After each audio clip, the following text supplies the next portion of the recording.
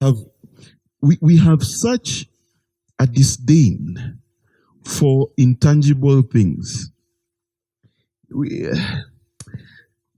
if people come and dance at a wedding, at your wedding, right, and you get a dance crew to dance, how much would you give them? Like, how much would you pay them? Huh? Huh? Transport and a lunch, right? You call that? Okay, let me ask you a question. It has something to do with class, but it has nothing to do with class at the same time. Uh, how many of you would consider art an investment? Art, like a piece of painting, an investment. Like you can do it as a business. Okay, Kevo, how?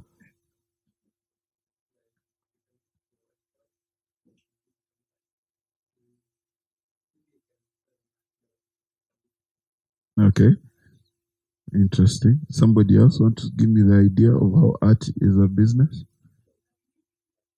No.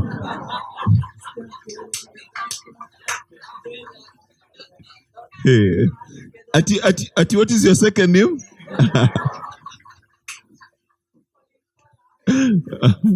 No, seriously, somebody else. Ella.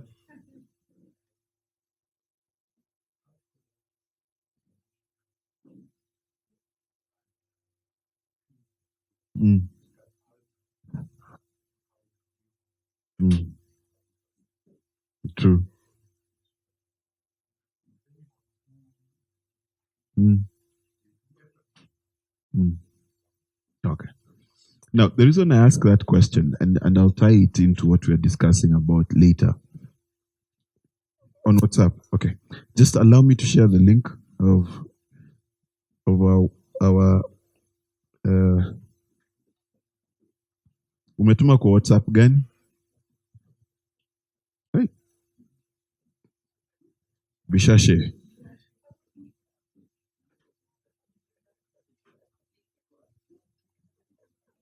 Hey, kwani umetuma na nini? Sioni. Boss, kwani unatumia internet ya 19? Anyway, I can't see it. I'll share it later. Now,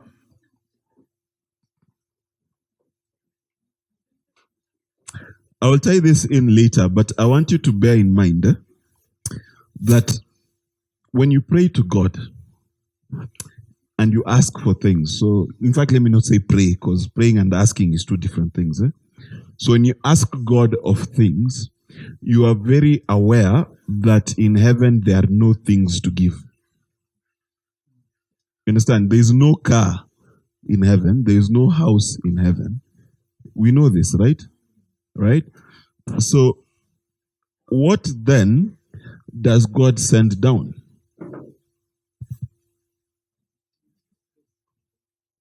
Now, you see how many answers you have. So, we'll need to discuss that. But let me start here. It's a question I get asked by everybody, and they ask me a lot. The question they ask is, what is my purpose, right?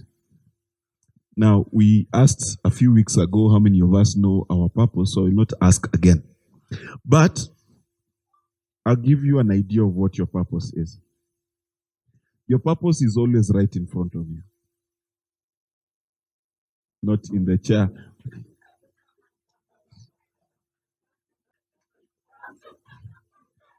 I'll let you have your moment of fame. I think right in front. Hez has been declared somebody's purpose. Kisogo Hez. So, when I mean purpose is right in front of you, is as I've studied the lives of great people, I've discovered that their purpose has always been the problem of their times, the challenge of their times. Now, that challenge may affect a nation, it may affect a race, it may affect the entire world, or it may affect their family, or it may affect their community. It does not, the scale does not matter. But to everyone seated here with me, and even those watching, they all have one thing in common. You have a problem, a background, a future that seems impossible to defeat. Some, it's a background of poverty or of disease or of challenges and things that are insurmountable. You come from one of those villages where if you get a C in KCSE, they still congratulate you because at least you graduated. You know? And there are villages like that, right? At the same time, some come from a history where all you've ever done with your life is struggle. From class 1, getting your grades up has been a problem. Okay? Some, it's a simple background of no one has ever found you handsome or pretty. And you've carried that all your life and adjusted to it in different ways. That's the past. But sometimes it's the present. Insurmountable problems, relationships you can't seem to get out of, financial problems, and things that are present in your life right now that seem so impossible to beat. And it seems every time you try to do something about this problem, the harder it gets. And so you feel like you're caught in this trap in the present. And there is little wiggle room. There is little space to move about in the frame of your current circumstance. But then there are those who have problems called the future. So your life right now is kind of okay. You're not sick. You're not broke per se. But there's this ambition and dream in you that keeps pushing you for more. So you wake up every day and everyone congratulates you for how well you're doing, but you know in your heart of hearts that you're not living up to your potential. That you are somehow, even if you're taking home 200 Gs a month, you somehow know you are more than what you're living. In all of these three circumstances, by the way, lies your purpose. Because the purpose of man, as stated by God, and if you take me to Genesis chapter 1, I think around verse 27, 28, where he talks about let us make man in our image and likeness. Not here. And, I did not put it there. I want us to look at why God made man, and so we can find the purpose of man, right? To Genesis. What I put up? Yes, click your plus. Right, Genesis. Let's go to Genesis chapter 1. Sorry, I keep, and by the way, I think I'm beginning to like preaching like this more and more, because it gives me a bit of freedom to explore the Bible, but the person doing the ninis is in trouble, okay? All right? So verse 27. So God created man in his own image, in the image and likeness of God. He created him, male and female, he created them. And God blessed them and said to them, be fruitful, multiply and fill the earth, and keyword, subdue it.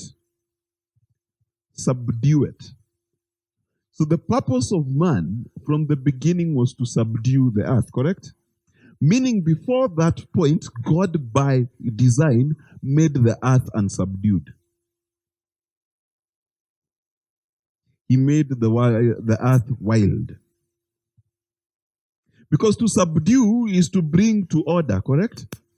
To subdue something, if you say, I've sent you to subdue a lion, what does it mean?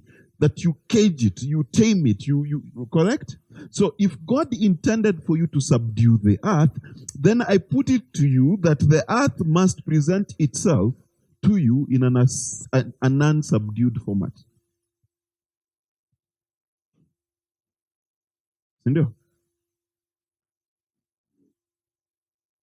Because if my purpose is to open this bottle of water, then it must mean the bottle of water is closed. Correct? So if the earth, you were created to subdue it, that tells you that your experience on earth must be of an unsubdued earth.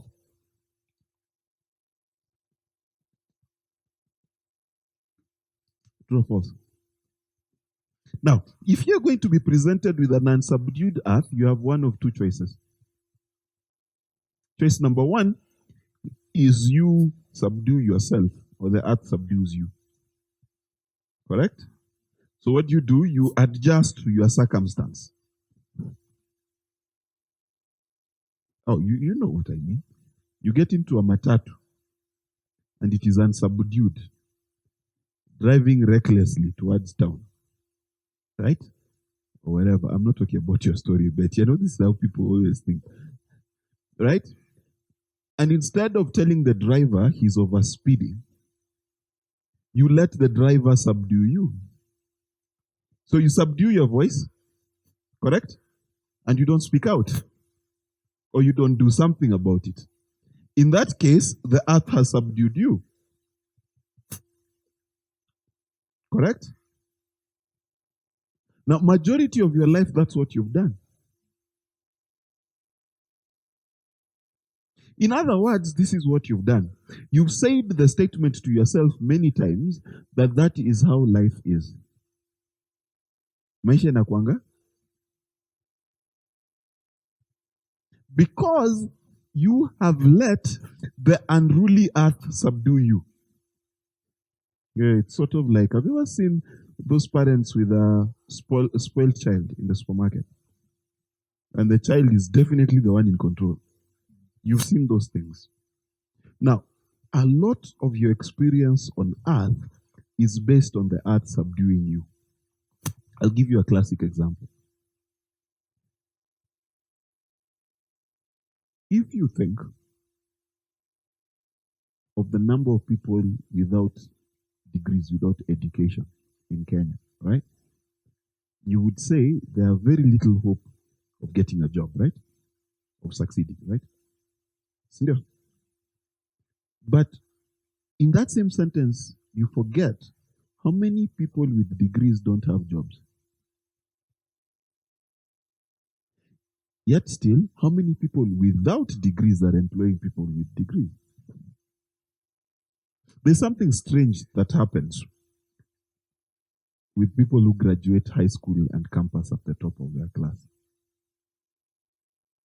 They rarely go beyond middle level management. Have you ever wondered why?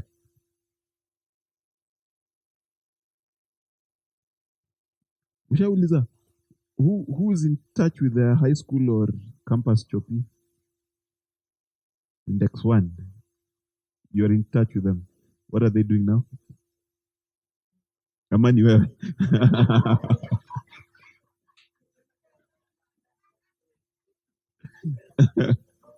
Uh-huh.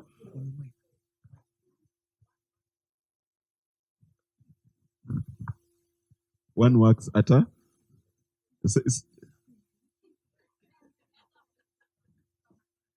Okay, so listen, that's in high school or campus?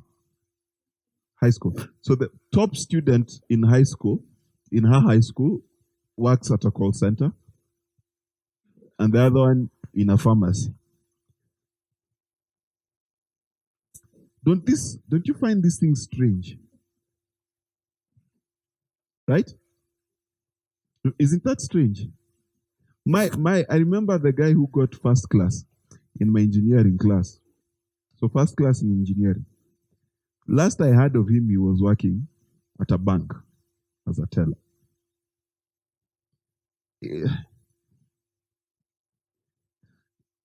I'm trying to make you notice something.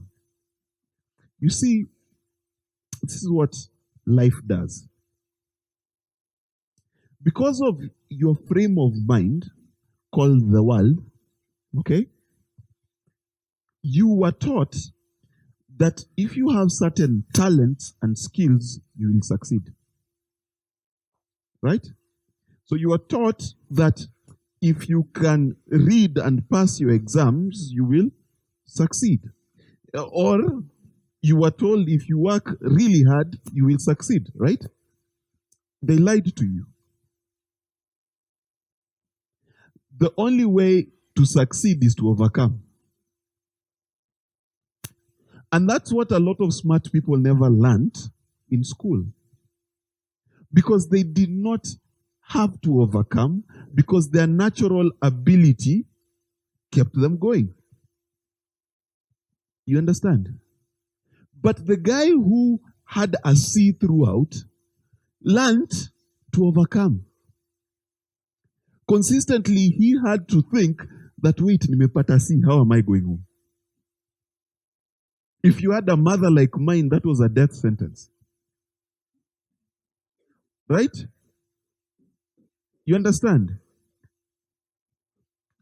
The guy with the C constantly had to figure out, how do I get the teacher's attention? Because the guy with an A was forever in front of class being congratulated. So the guy with a C,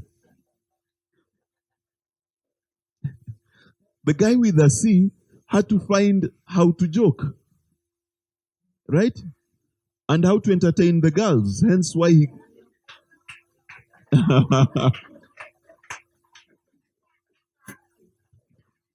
Right?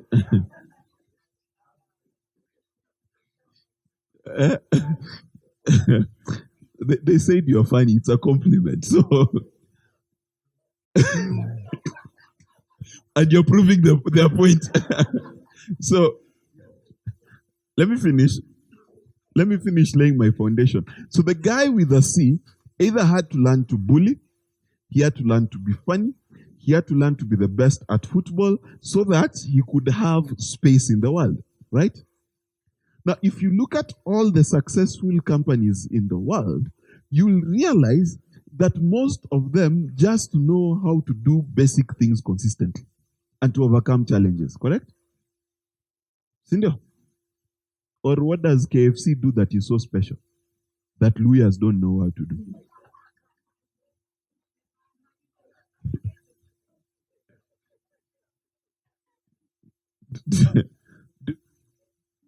Yani, you guys, yani, ndio baya kufundisha masterclass, yani. Just take the point without making your own joke. Now, notice.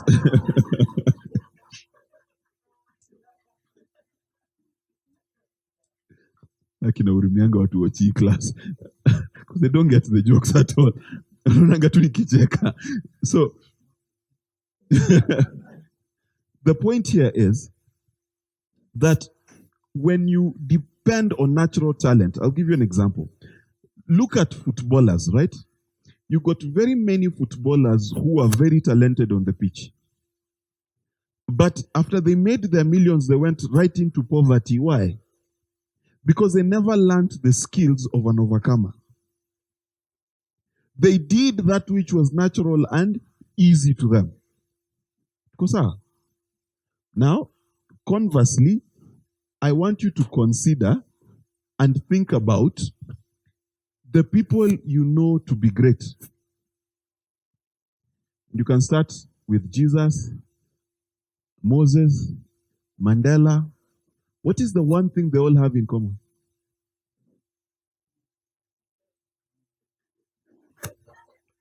Listen. Let me ask you a question. Ask you a simpler question. Why do we say that Jesus' ministry started at 30? Why do you say that? Because, you see, the problem is in your mind, you figure it started at 30 because he got baptized. Yeah, but that's like graduating from campus. You've not started working, have you? You realize that his ministry starts when he starts doing what he was sent here to do. So why are 29 years, because we know at least the first 2 years, we know at one day when he was 12, but why is it that 29 years minus 1 day are irrelevant in the Bible about the life of the Son of God? You would imagine that if you are Peter and you met the Son of God, you would want him to account for every single memory he has, correct? But why is it that we have 3 years? What is it that he did in 3 years that was important for us to remember?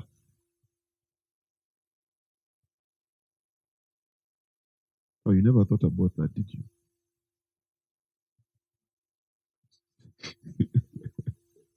I'd say I did.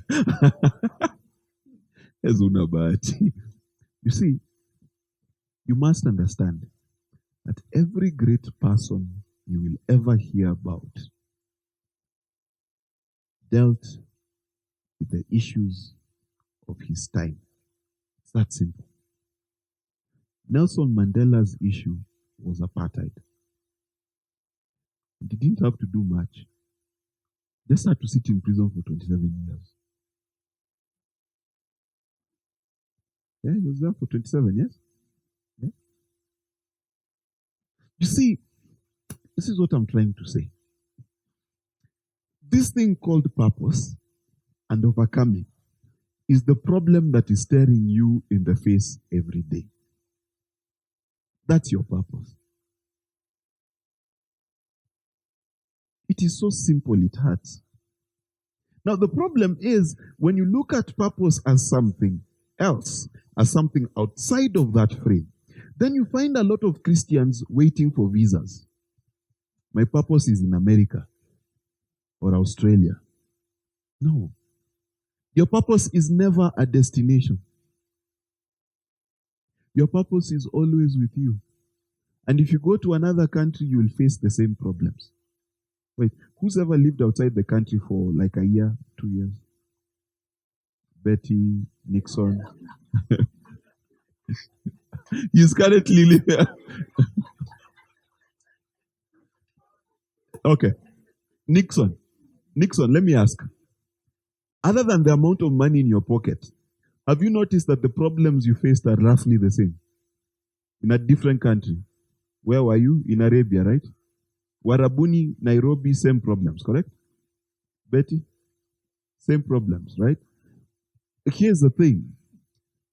Wherever you go, the only thing that will change is the temperature and the skin color of people. Your purpose will remain the same. Because it is inbuilt in you. And as far as the earth recognizes you, it will go like, oh, wait a minute. The person who was called to subdue this part of me is here. So what will the earth present to you? If you are a cobbler, right? Every time our shoes have problems, we will bring them to you. Even if you go to Australia, you understand? They'll just bring you the same. Because the earth is tuned to be fixed by you.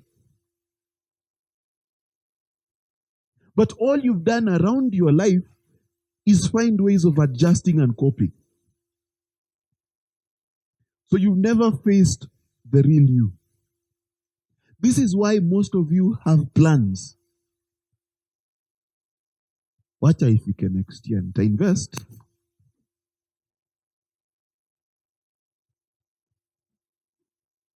Plans. Then there's some of you who are experts at dealing with your life the way it is. Experts. You begin every month knowing you don't have enough money, no matter how much money you received.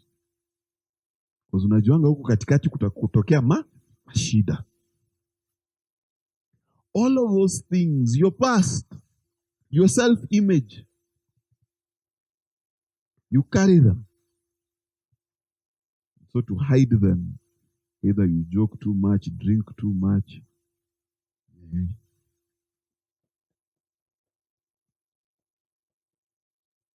So God sent me to tell you it's time to deal.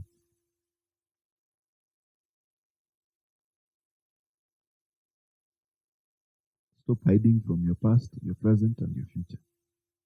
It's time to deal. Because for as long as this earth endures, it will keep presenting you with the same problems till you overcome them. Same problems. See, there are some people who believe they're hustlers. So you wake up every day, kungangana. Life has proven to you, kungangana indeed. So you're always running as though there's a crocodile on your bum. And the day you stop, it will just bite you whole.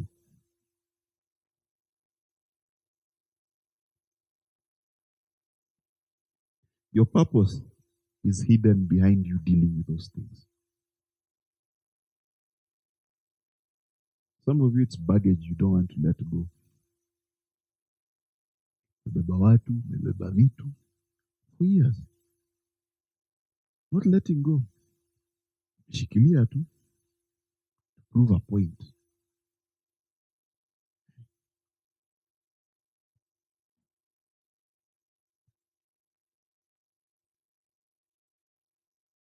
Some are even afraid to fail. You have the right ideas, the right composition, the right everything, even the networks. But you just won't start. Because it is better for us to write on your tombstone, you did nothing, than to say you failed. Forgetting nothing is worse than failing. Because at least from failing we can learn.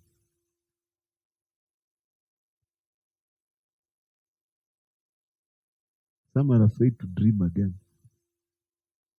Because you had a plan. You're now 25. At 25, I was supposed to be driving a car.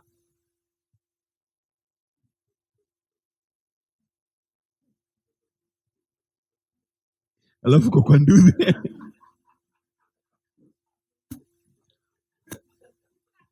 So you're totally scared of dreaming ever again.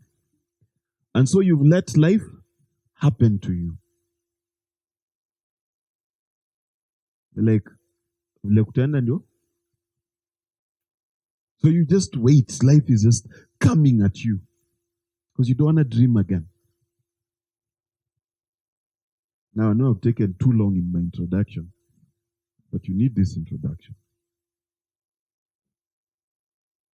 Because it's time you doubt. I've asked God for many years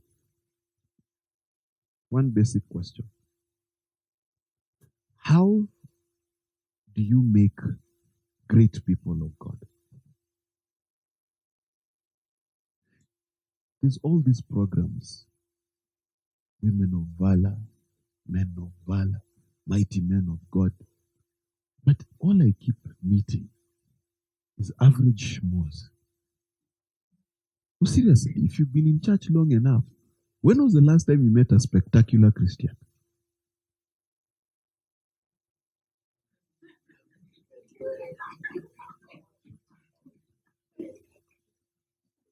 And it's bugged me for a long time because I kept wondering, what are we teaching them? If we can't move from good to great, what are we teaching? Then I figured it out. Christians don't face their problems. Greatness comes from facing problems. The very concept of business, what is it to be a businessman? It's not to risk take. It's to manage risk, which is solving problems. That's what business is. It's the ability to solve problems. If business was not about solving problems, all of us would be in business. Because who does not know unanua mahindi hapa, unauza hapa? See, that's who doesn't know that. It is the problems in between that you solve that make you into a businessman, correct? Now, the reasons why Christians are not rich is not because they're not risk takers. They're the biggest risk takers. You spray them with doom and they'll be happy. Jump on their stomach, they'll be happy. Risks they can take. They even risk their tithe. Yeah, they're willing to risk. You give a guy 10% of your salary and then he tells you it will magically come back and you do it. That's a risk taker. But it's more of a gambler risk taker than a real risk taker. So let's dial it back. Biggest problem we have, take me to the book of Joshua chapter 1, scriptures I sent. Biggest problem that we have is that there is one thing you must all remember. You must all remember that when you got born again, you entered the wilderness. Everybody. The wilderness is a tricky place. Because in the wilderness, and I've said this before, in the wilderness they were fed. Are you fed? Sindio? In the wilderness they had clothes. Are you clothed? Sindio? In the wilderness they saw miracles. You've seen miracles in your life. Okay? In the wilderness they were led by a pillar of fire and a cloud. Right? So in the wilderness, they were with God. Sindio? The problem with the wilderness is you can actually get comfortable enough to settle there. There are 2.5 tribes that settled in the wilderness. 2.5. Now, a lot of time in your life, you settle in the wilderness. What is the wilderness? The wilderness is the first place you come to as soon as you meet God. And you settle there. And it's easy to settle there. Because you know that if things become hard, you cry. See, renti kichelewa, what do you do?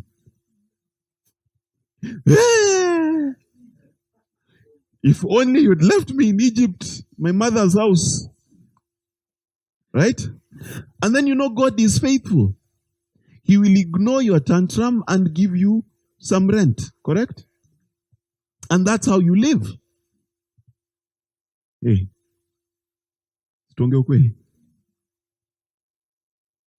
And so you live in these cycles of divine provision. Now, how do I know this to be true?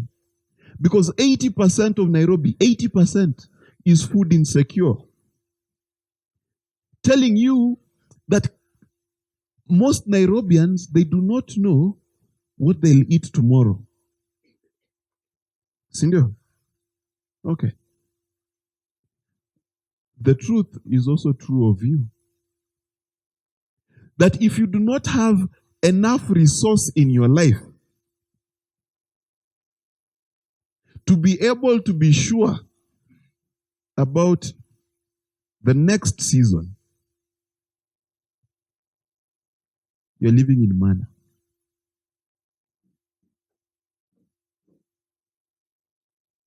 You see, there's something that Proverbs 31 talks about. It talks about the woman and how she laughs at the future. When she thinks about the future, she's like, I got this. Okay? Now, if you got fired, lost your nduthi, your car, your job, how long are you going to survive?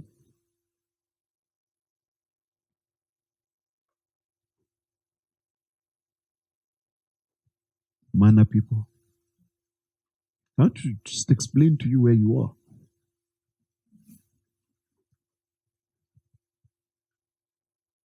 If today God removed that source of manna in your life,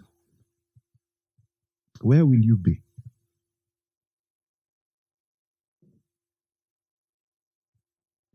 Today you fell sick, you're bedridden and insurance ran out.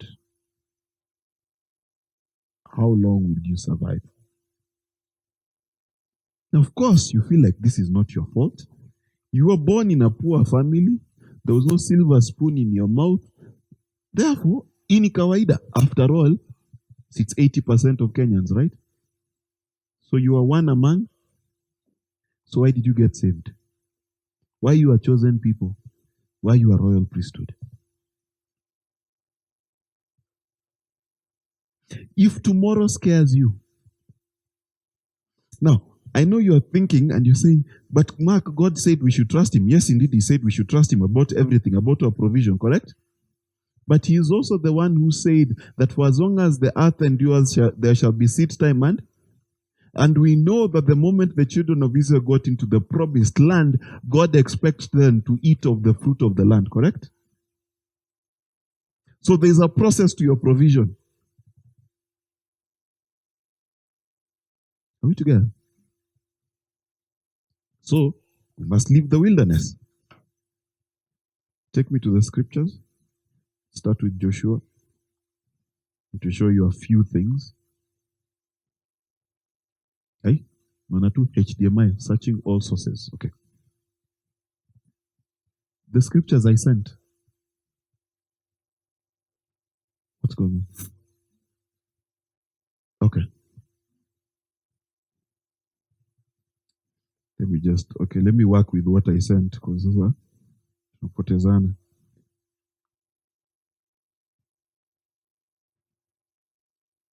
Now, Joshua is an interesting guy, and we talked about him last week.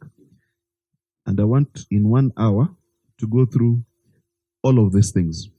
And to the Reubenites and Gadites, half tribe of Manasseh, Joshua said, remember that Moses, the servant of the Lord, Moses, the servant of the Lord, commanded you, saying, the Lord your God is giving you of these 2.5 tribes a place of rest, and will give you this land east of the Jordan. Your wives, your little ones, and your cattle shall dwell in the land which Moses gave you on this side of the Jordan, but all your mighty men of valor shall pass on before you, your brethren of the other tribes, armed, and help them possess their land, until the Lord gives your brethren rest, as he has given you, and they also possess the land your God is giving them. Then you shall return to the land of your possession and possess it, the land Moses, the servant of the Lord, gave you on the sunrise side of the Jordan. Now, the two things here that I want to highlight before we start. Number one, and I want you to learn this because we are talking about the man who overcomes. Are we together? Right? The man who overcomes, number one, understands he has brothers. Every great man in history is known for standing up for his brothers. Right? Malcolm X, Martin Luther King, Jesus, everybody stood up for something. Correct? Now, that tells me that if I don't rearrange my purpose to include my brothers, then that purpose is selfish. It is a simple thing to prove. If you ask most people what their dream is, they'll tell you, like some, to live comfortably and never worry about money for me, right? In that sentence, he's forgetting how many other people, and let's not go far, in his nuclear family where he was born, his brothers, his sisters, his father, his mother, his cousins, right? How many of those have not reached that place? In your pursuit of rest, how many people are you bringing into rest with you? You see, every great person, Nelson Mandela, when he achieved freedom from prison, a whole nation became free. Sindio? Jesus, when he achieved freedom from death, all of us became free. Correct? And you can go down the line. That every great person you can think about, even in business, whatever they have achieved, they have brothers they've achieved it for and with. Correct? Microsoft, how many multimillionaires did Bill Gates make out of his billionaire? Hundreds, if not thousands, correct? Same to Snapchat, same to Facebook. All of these stories have an element of bringing people into the same freedom you've received. Sindio? Now, the question I have for you is, when God sets you free, how many people get free? When you get your breakthrough, how many people get breakthrough? Ukipata mshahara, watu wangapi wanapata mshahara? Other than your house help.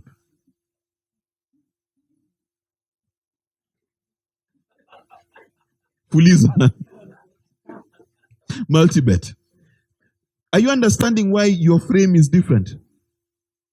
The frame which you are discussing and live your life is wrong.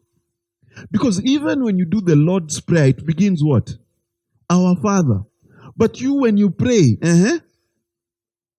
Eh.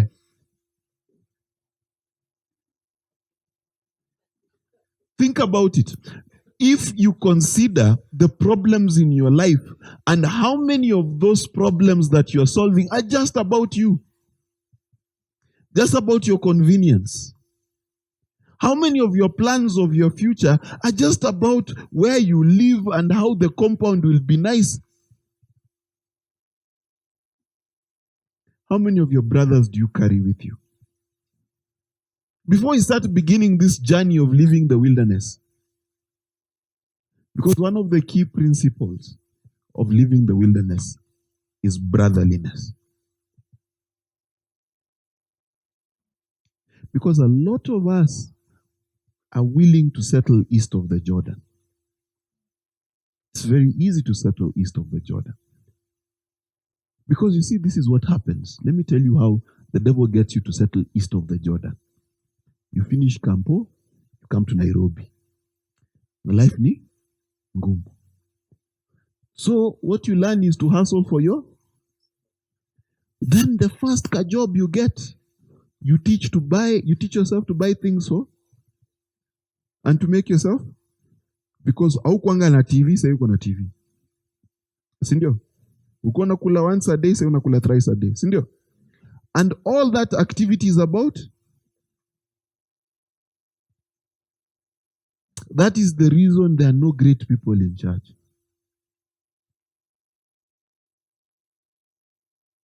Your breakthrough is yours alone. There is no one who gains from you gaining. This is why even when you get a promotion, your relatives don't know 3 years after the fact.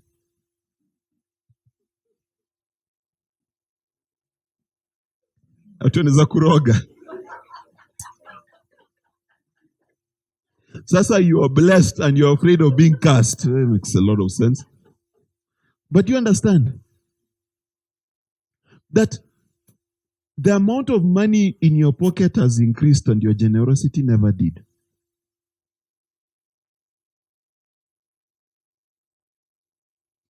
Strong ukweli. So for as far as you're concerned, your breakthrough is for who? You, yourself, and you.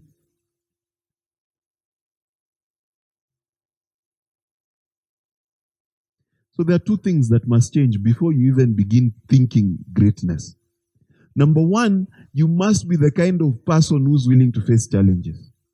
But number two, those challenges have got to be you and your brothers. Not just you. You see, let me tell you how I live my life. Whenever I get an opportunity, what I'm always trying to find is how I can box my people there. If you've known me for just 1 year, you know that's true. You will know that I spend a lot more money hiring people than I should just to make sure there are salaries for people when the money that we are working for is not even enough to pay those people. You can ask Bonnie, am I lying? Do you understand? But if you don't learn this principle, there's no greatness getting unlocked in you. There is no purpose because God does not have a purpose for you. You are a vehicle for His purpose for everybody. Your breakthrough should provide a place for your brothers. Whether it is a job, it is a marriage, it is whatever it is God has done for you, someone should find home because you did.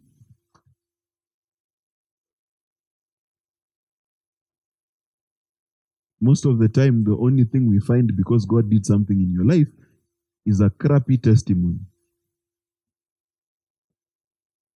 You will not find rest until your brothers. So question, how many brothers are you carrying now? How many? And a brother is not someone who moves into your house. It's not a brother.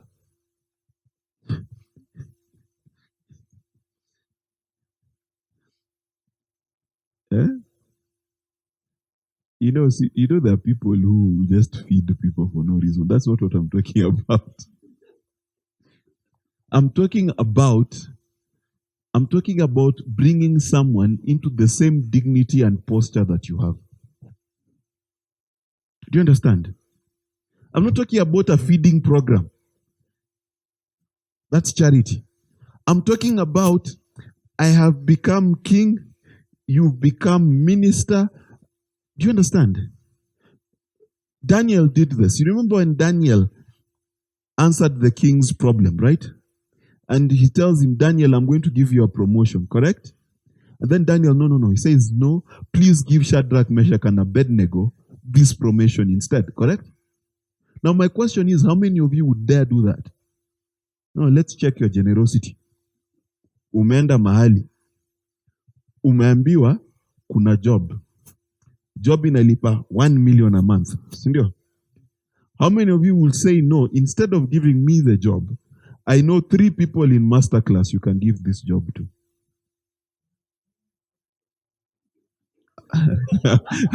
Mimi niko na job. Aya, saa uko na job inalipa 30K a month. Competence.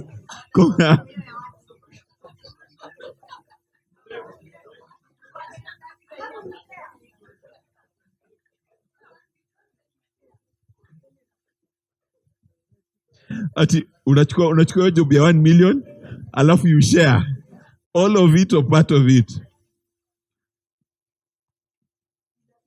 Okay, what did the Bible mean that it says esteeming others higher than yourself?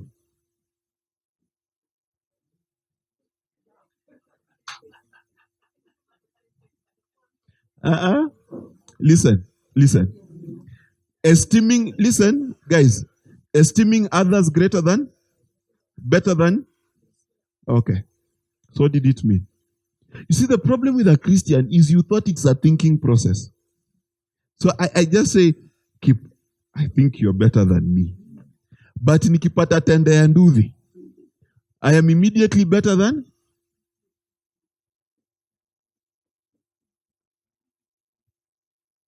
Do you see where our problem is? We do not pursue purpose as an opportunity for others. We pursue it as an opportunity for ourselves. That's where the problem is. Even the money that you are making, let me just tell you how Christians are funny. The money that you're making is not even for your children. Your biological children, if you have any. Aitoshi, you see. That's the problem. And as long as that is your frame, you keep missing purpose. Because the reason why purpose was created is so that we should open doors for each other, and then suddenly all of us find ourselves in a large place. Do you understand? But the problem with your frame of purpose is it is yours. The problem with your frame of faith is you are believing God for you and someone who's sick. Yes, please ask. Microphone.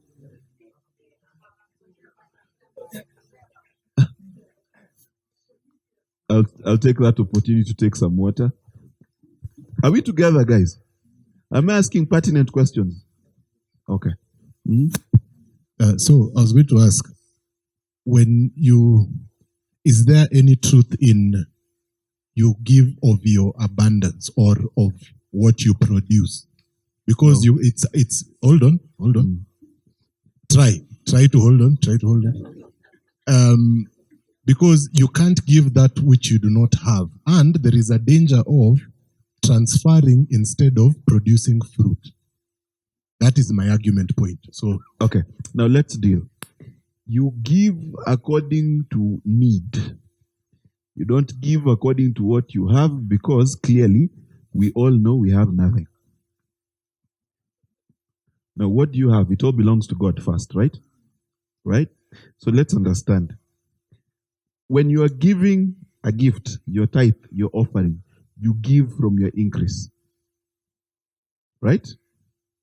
But when you're giving to people, the Bible says you are poured out like a drink offering. your very essence is poured out. That's the correct way of living life. This is what people mean when they say dying empty. You do not give of what you have. Because Paul says, I can give all my money, okay, to the poor. Oh, you see example. Oh, sorry. I can give all my money to the poor, but that's literally all my money. But if I have not love, I have done nothing. Yes. Because you do not give of what you have. You give of what you are. So if someone needs money and you don't have money, but if you have money, you can help someone who has money. Where Mark Guys, sasa anzia man. Let, Just let start me, from the let me beginning. answer again. Okay? What did Jesus give us? Himself. Okay? What did he say? Offer your. You understand what I mean? We don't, listen, if you give from what you have, you're doing the most basic form of giving. Because if it is money, I can go get. If I give you me, where am I going to get more me? More shall be added. This is what Jesus said. Jesus is touched, and the woman is healed. Then Jesus says something strange. He says, I have felt virtue leave me. In other words, I felt a piece of me go out. Proper giving is giving yourself. Nelson Mandela gave himself. Jesus gave himself. Mark Zuckerberg, who runs Facebook and is so busy that he can't choose a shirt, is giving himself. You understand? Guys, do you understand the difference between giving yourself and giving things? That's, in fact, you have said it nicely, that last part, because I think that's where the difference needs to be made. Because people are in need, and the topic of grace was about that similar thing. So it comes down to the most basic thing is, if I am a doctor, for those who look for examples around me, if I am a doctor, it means I need to be the best doctor possible so that whoever will be in need of medical treatment, I can have something to give. Okay. Now let's upgrade that statement and to be the most loving, self-giving, selfless doctor. There's a difference. Let me give you an example. There's a doctor, he's the best doctor in the world. And he comes and he performs heart surgery on you. And you're healed. He's done a good thing. There's a doctor, he's not the best doctor in the world. But he realized you're poor. And he forgave your debt. Now, which doctor has given of himself? Second one. You understand? You see, when you add love to the equation of giving, it changes what giving is. You see, if I am giving from what I have, and you're a chokora, I'll give you 1,000 shillings and you will remain. If I'm giving from love, then I will give whatever it takes. Advice, care, love, rehab, all of those things. Patience for you to recover. Two different frames. The second frame is what I'm talking about. The frame of finding peace so that your brothers can find peace. In other words, when you view this helpless street child, you do not see just the hunger or just the money But you notice that he needs a father, so to him you become a father. So Paul says, we became all things to all men. You realize he needs a friend, so you become. Then you realize he needs a house. Then you realize he needs food. So it's not just about giving from what you have, it's giving from who you are. And that's a shift that must happen. And that's what Paul means when he says his life is being poured out like a drink offering. Now, what in your life is being poured out?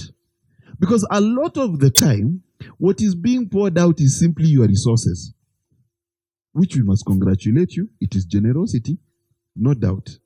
But it's the most basic form of generosity. It must have the imprint of your life.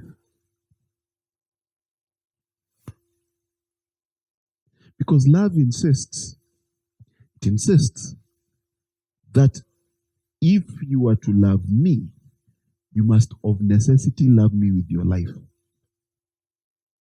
not with your stuff.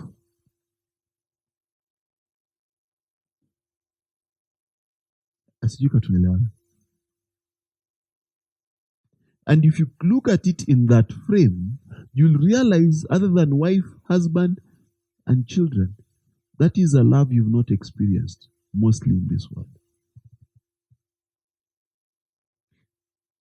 Where someone is willing to share their very essence with you. That's what I'm talking about. Listen, even people who run children's homes, why are people always so impressed by them? Because they decided to give of themselves. The stories are always the same. I didn't have enough money. I didn't have enough but what I had, I gave.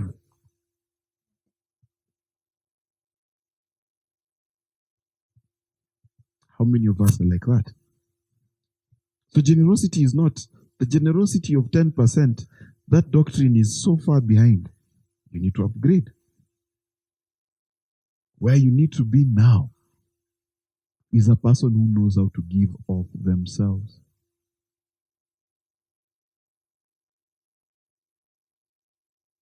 Because if you give of yourself, you'll never be late. If you give of yourself, money won't stop you, the lack of it. So giving from your essence. This is why when we talk about sharing your grace or giving them your peace, you have no idea what we're talking about.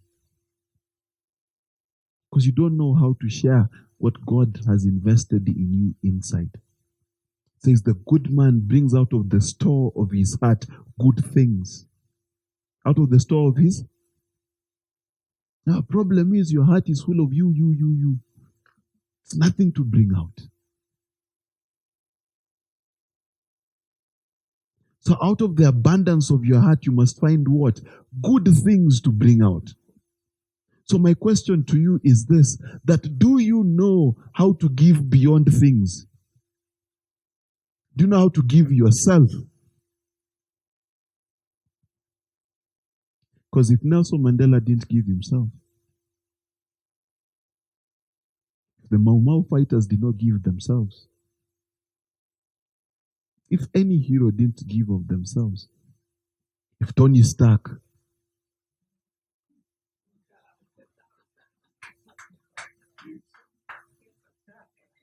now you get it, right? Because it was never his genius. It was never his intellect. It is not when he left his family. It was when he decided that he loved his family enough to give himself for the family of the world. Simple concept.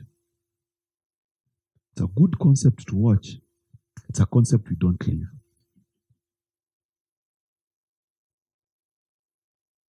It's easy to say, I'll catch a grenade for you.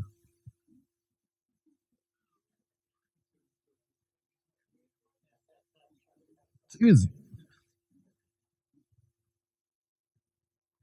It is It is easy to say, I will die for you. It's hard to say, I'll give my life for you. There's a difference.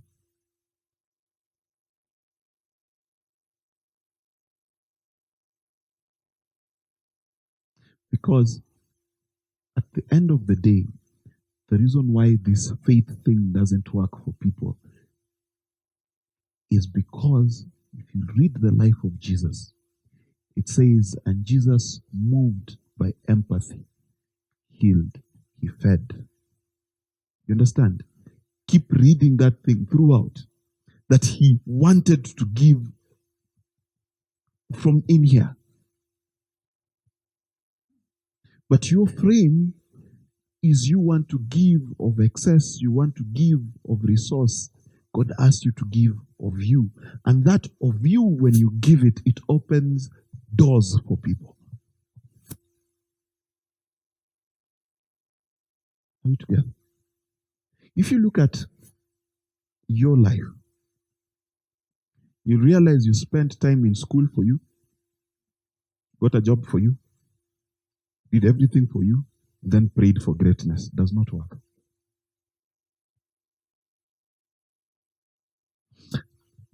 Something a friend of mine showed me, Juicy, really took me aback. Though this guy who was a minister, he went to a conference. He got to that conference, and when he landed at the airport, they had a limousine for him, transported him to the hotel room, that checked him in, went into the presidential suite, picked him up in the morning, gave him VIP seating before he spoke, then served him the best way they could. He came back the next year. President had changed, so he was no longer the minister. And when he arrived at the airport, he had to take a taxi to the hotel, had to check himself in, and had to get out and sit with the hoi polloi as he waited to speak. Now, he said those privileges were due to title. And that's the problem with this world. That you pursued the title, not the personality. Let me explain. There are people who, because of how they've given of themselves, they'll be picked up by that limousine, title or no title. True or false? But if you get the title, it can be any title, rich man, musician, artist, all of those things, can get the title, but never receive the greatness. But all great people have this one thing in common. They gave of themselves. All of them. Osama bin Laden himself gave himself to an evil cause. But he gave himself, right? He left the opulence of Saudi Arabia, lived in caves. So to his people, what do you think they saw in that man? They saw a great person.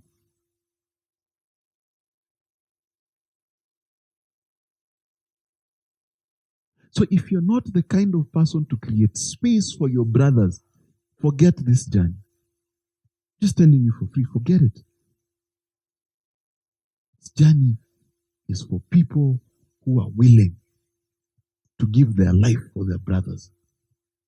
What is it to give of their life? In a bedsitter, things are tight. But you know a brother for whom things are tighter. Come, we stay together.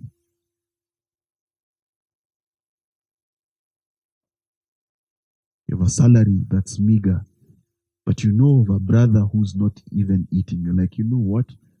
This half I have can only afford one meal, so let's have half a meal each. That's what is called giving of yourself. It goes beyond basic generosity. If you don't understand this, then you cannot live faith. Because faith is about how your life is set up. Hypostasis, the setting up of things under God. Now, under God, how it works is a bunch of selfless people. That's how faith works. You want to know why there are few miracles in your life? Okay, let me ask you a question. How many miracles did Jesus do to himself?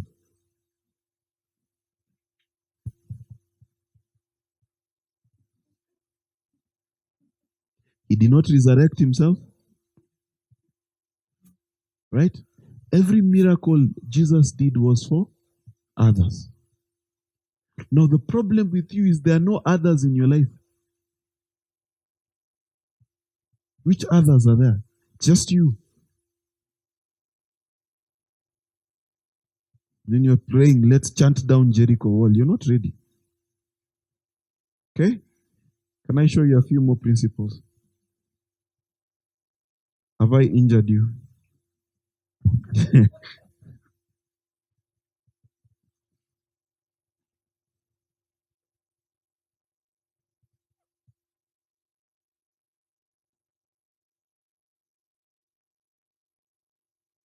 Are we okay?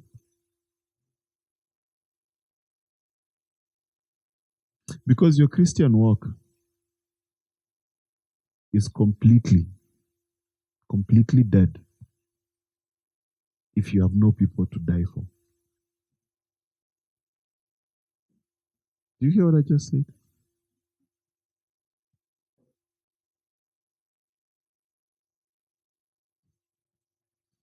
Hello. So now, in a bid to understand, and I think Take me to Joshua chapter 2, Minwa. I think it's my learning process that might be slow, and hopefully, or maybe there are people who are also moving at that pace. Yes. So I'm representing people you can't see right now, but they might be there. Yeah. There is that understanding that comes with time. Like you see, the way what you have said is like up there, and there are people who have not even understood themselves. That's why they're right now, they're understanding giving items, and yet those items are the same ones that are going to be used to build their character. That character that now can be what you're saying. And maybe just as I'm, hold on, just kidogo tu. You can correct this one after. So, in a bid to encourage, because right now, ni ile kupewa tu poa. But in a bid to encourage, I think there are people who are moving from level to level. And they will end up there. Now they know the direction they're supposed to go. So when your items are challenged, unaibiwa vitu, you learn to depend on God, who is going to provide for you what you shall be able to give. Let me help you. Help you.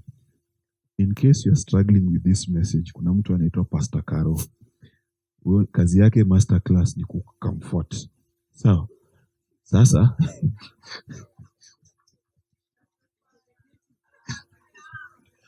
no, seriously, I'm not. She knows this. So, let me tell you, tukubaliane tu, mimi kazi yangu ni kuku-upgrade. If the upgrade is painful, God has provided. Pastor Caro. Tuko sawa? Now, from this pulpit, I am telling you which season you are in. And I've been doing that for more than a month. Now, if you decide it is a process, shauri yako. Najua wilderness ni 40 days, 40 years, up to you. Because I would have told you this last year. Si ati sikuwa najua, nimekuambia this year. So it means you are ready. Hey. Si umelan, wait, si tumefundisha generosity. Ile ya pesha, si tumefundisha. Si ndio? Tukafundisha kwenye tumefika, hata class ni sisi bado tunalipa. Si ndio? But like Paul said, you ought to be teachers, but you are still babies. But the time has come to upgrade. So now the time is here. Sasa, even though tuko, unajua mimi si kama Moses, I'm not a Democrat. Tuko Jordan. Wacha nikwambie tu ukweli. Tuko Jordan. Kama unataka ubaki wilderness, we baki. Take your time, adjust, learn, it's fine. But there is a generation that has been called out of this class to go chant down Jericho and to overcome. Gidex tuko sawa. Wewe zunguka tu. Anyway. Tuko sawa.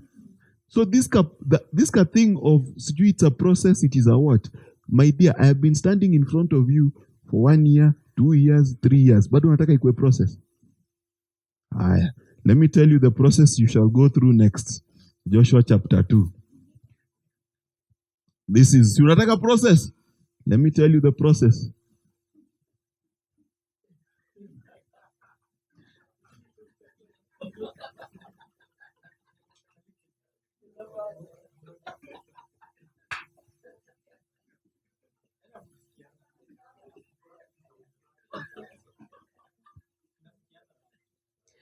Joshua chapter 5. Let me start there. Let me tell you what the process is. Chapter 5. All right? When all the kings of the Amorites who were beyond the Jordan to the west, and all the kings of the Canaanites who were by the sea, heard that the Lord had dried up the waters of the Jordan before the Israelites until we had crossed over, their hearts melted, and there was no spirit in them anymore because of the Israelites. At that time, the Lord said to Joshua, now what did you think God was going to say? Go and kick. Yes, that's the hype.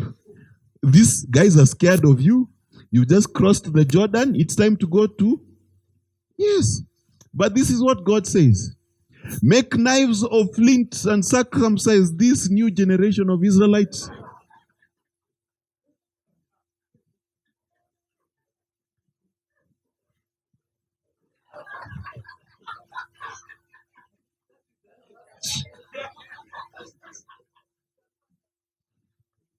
Huh? So please write in your diary, I'm about to be circumcised.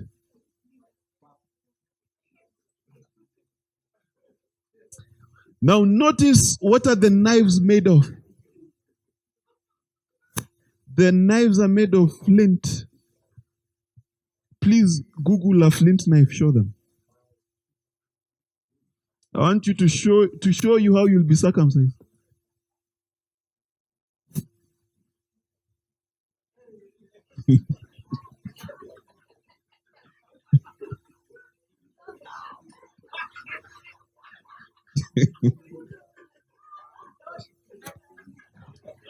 Unajua?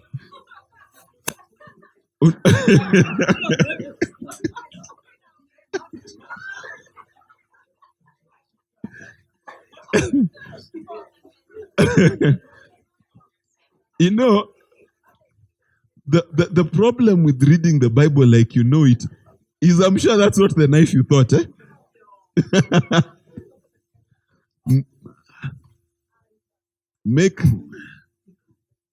Make knives out of flint and circumcise this new generation. You see, there must come a time before you deal with Jericho where we must separate you from your former self. That process of one making the knife is your job. It's not God's job. So you got to make the knife yourself. Eh? Because it says who? Yes. Joshua was circumcised, yes. Yes, he was older.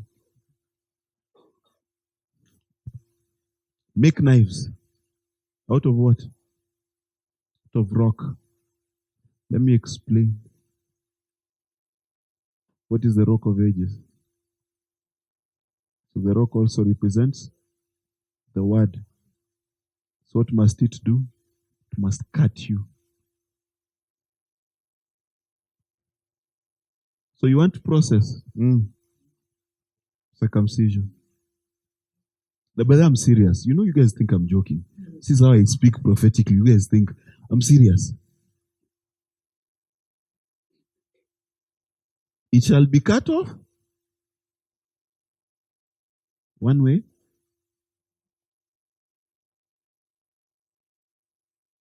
So the process you're going through now is called being circumcised. Now, there's no male or female, and it's not FGM either.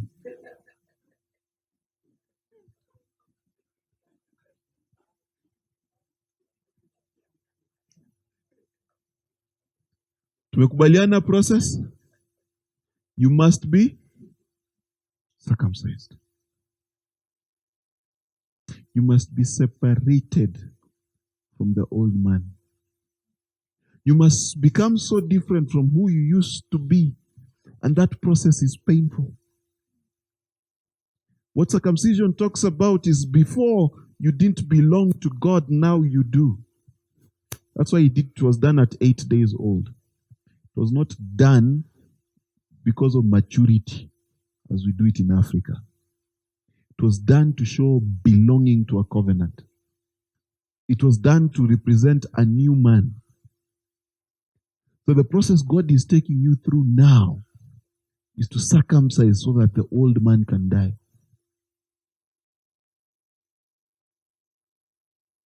So these ideas you have about the things you want to hold on to your past, hey, you saw me go through circumcision live last week here. It's called circumcision.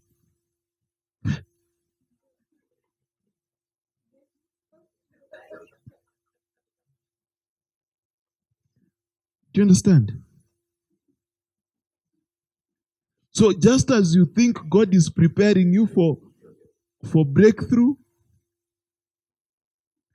can you imagine the process of trying to cut flesh? Daktari, tell them how easy it was to cut with those knives.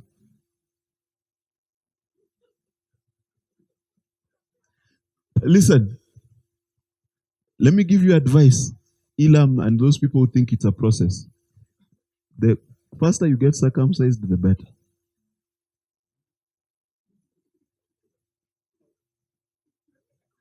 From experience. Are we together? You know, today I'm just having a conversation. I'm not teaching. I'm not preaching. I'm just talking to you.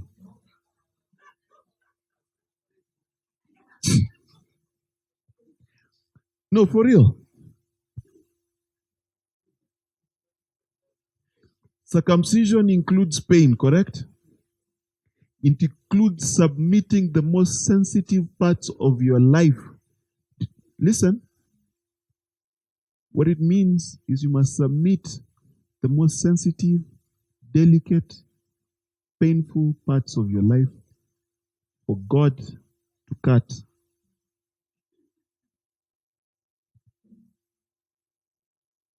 The things, you know, the place you don't want to go. The place that when it's touched, you remember unajua club directions.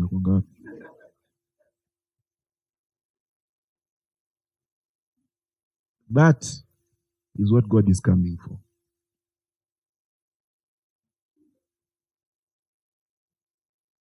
And as usual, there are two ways.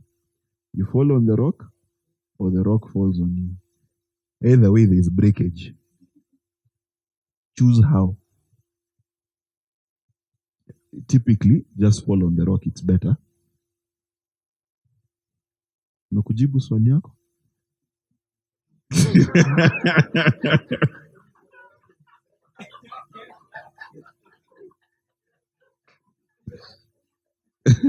Naona mmetumiwa picha.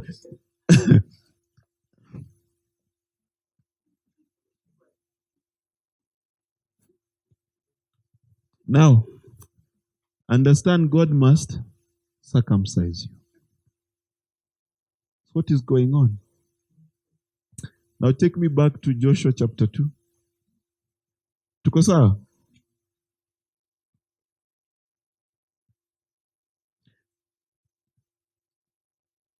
Another skill you must learn, and I feel like I'm giving you too much information. The son of Nun sent 2 men secretly from Shittim, a scout, saying, "Go view the land, especially Jericho." Now, I want you to notice the term especially Jericho.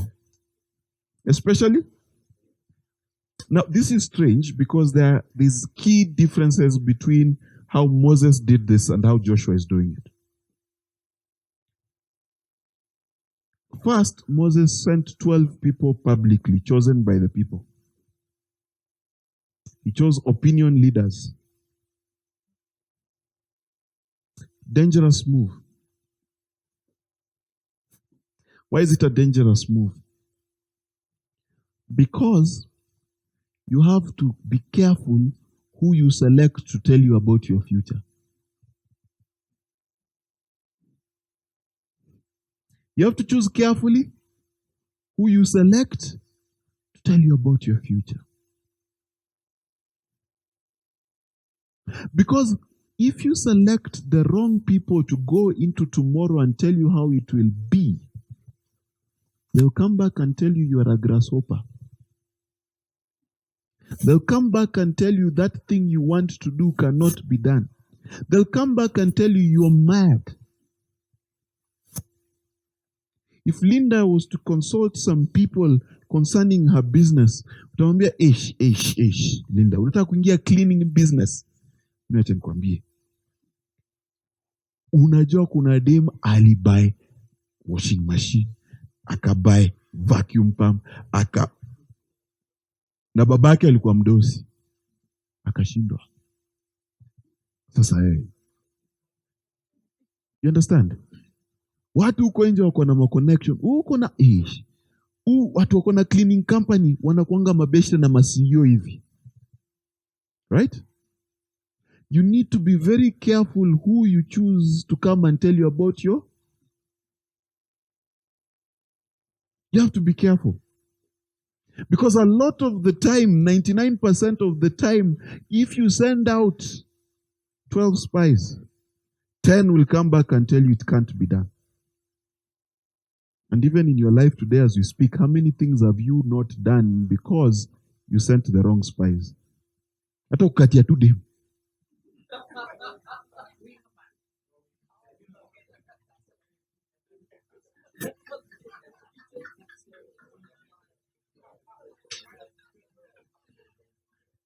This is what I'm simply saying.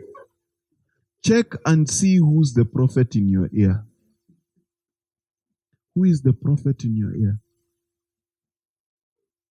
Sometimes the prophet in your ear, you could be your own 12 spies. You're constantly hearing how you're a grasshopper, you'll fail, you can't make it. So if you want to be someone who makes it, select who tells you about your future carefully. Be careful. So what does Joshua do? He sent 2 men secretly from Shittim as scouts.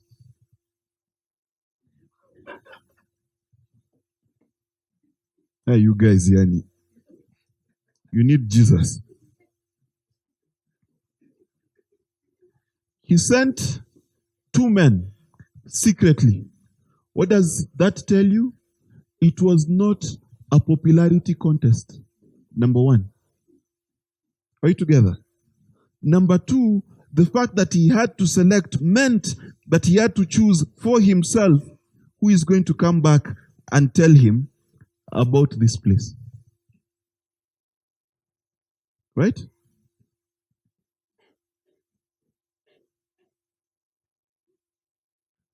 Now the term Shittim, because that's what you're laughing about, it means acacia trees, so you can relax. Okay? Now we continue. And go view the land especially. Jesus said something strange. He said, do not worry for tomorrow, what you shall eat and where you shall sleep, because each day has enough trouble. So Joshua is clear. My trouble is not the land. My trouble today is Jericho. And sometimes you do not have the discipline to see your journey today. Let me explain. You want to buy a car. Then you say the dumbest stuff I hear Kenyans say. One day. Which day? Siku moja. Damn. It's completely stupid. Because it's immeasurable. Because what will happen this one day? You will be walking and you'll stumble and fall into a car. Listen, Joshua is clear. Joshua is clear. My next problem, God has given to me. I know. So I'm not interested in you coming and telling me how big my journey is. Because sometimes that's why you get paralyzed. Sometimes you just need to check out today. Now, how do you check out today? If you want to buy a car, right? It's very simple. First, choose a car. It's called spying the land, correct? And I'm using a very basic rudimentary example. You go choose a car and you say, this car costs $1 million bob, for example, right?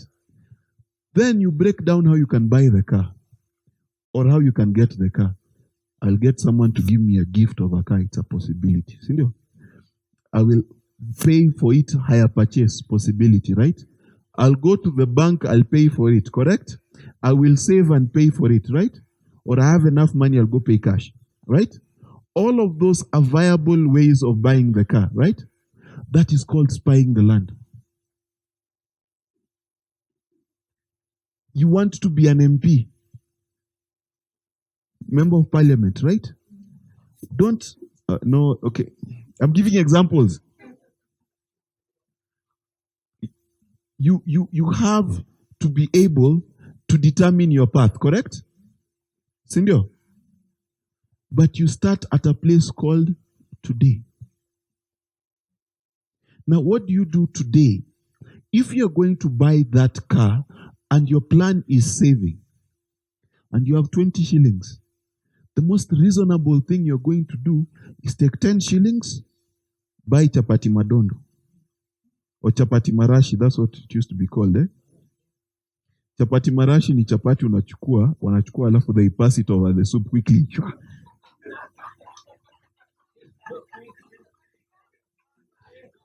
Kwa ito chapati marashi.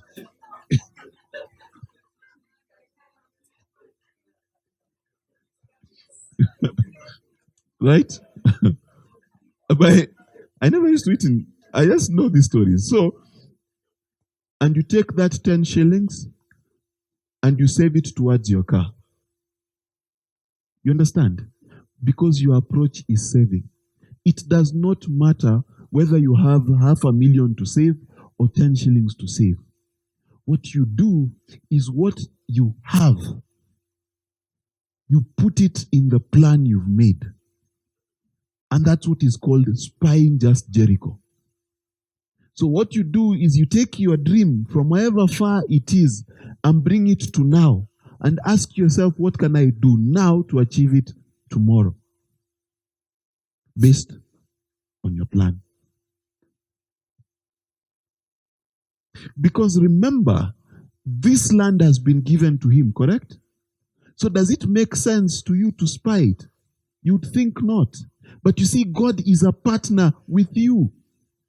He is not come so that you abscond thinking. He has come and told you, I have given you this land. I have given you the brightest future possible. But you will have to be as dumb as nails to think that you're going to go to war without a plan.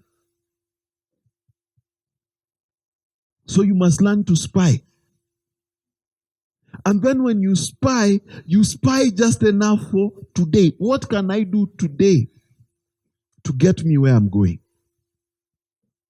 Because you have one extra thing, that if God requires you to buy a car and you've got 10 shillings, you start buying that car with that 10 shillings. That's where you start. The reason for this is simple, and I'll take you where we began. When you pray to God for a car, He gives you very many weird things towards buying your car. You could want to buy a car and He gives you something called favor. And you walk in when the MD has just decided they're closing the business, every car 50% off. Favor, right? God could give you favor. And the guy looks at you and tells you, you seem like a trustworthy person. So you take the car, you pay me what you can every month. And I've met people who bought cars like that. Personally, by the way, in fact, 3 of my cars have been gifts. For real.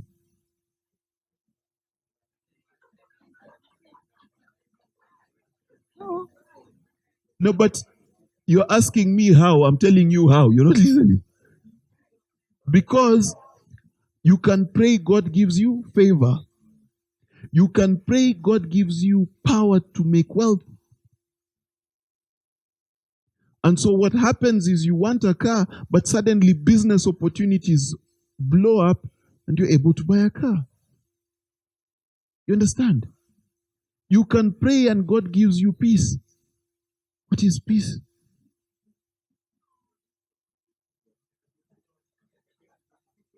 I will not tell you because I've taught 1,000,000 times. But in essence, God could give you peace. You pray for a car, and then your neighbor tells you, by the way, I have an extra car I don't use. You can just use the car. It's still mine, but just use it. It's peace, isn't it? This is why you must spy out the land. Because God could give you a solution you never thought about. And that's why you must learn to appreciate that God does not answer prayers the way you do. Because when you pray for a car, you're thinking, okay, I'll work, money will come, I'll pay. I'll go to the bank, that's all you think. The benefit of spying out the land is you give God the opportunity to give you His strategy for that problem, not yours. For some of you have strategies, nonsense strategies you've done for 30 years, never worked. When you spy out the land, you need to be careful what you're hearing. Because each day called today has enough trouble of it. So sitafute uko mbali. You want a car? Don't look far. Start here. Start right now. And that's the other disease that people have. This is Joshua chapter 2 verse. His first order of business. Problem with us is, my friend, umefika chapter 15. You're still saying someday. Chapter 30, someday. Tokosa, are you learning? Are we in the same? I don't want to talk about Rahab, but perhaps I should. I will not read it, but I'll tell you the principle, because I've got 10 minutes. The other principle that you learn is you save those who saved you when you're in trouble. Rahab is a prostitute. The Bible goes to great lengths to call her the prostitute throughout, so that you remember she's not worthy. But she was kind to this man. And it goes to great length to explain how the men were careful to keep their word. And then the Bible keeps saying that we will be guiltless. That they would have been guilty if they did not keep their word. Now, a lot of you, you've been rescued many times. Many times. But when the walls of Jericho fell on your friends, even a Facebook message they did not see. There's another group of people who you do not enter rest until they've rested. That group are called people who are there for you when you're in trouble.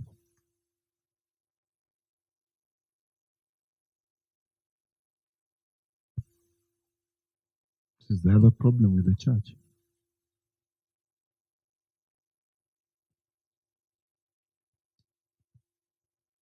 Call has one day, he rescues you. 2 months later, you've forgotten because he drove past you and he poured mud on you. Squeezia na maringo.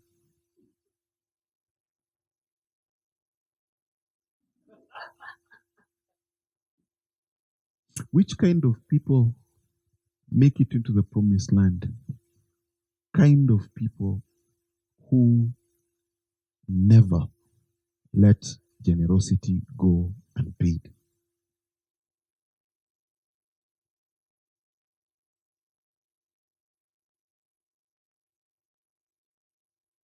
That's the problem with the church.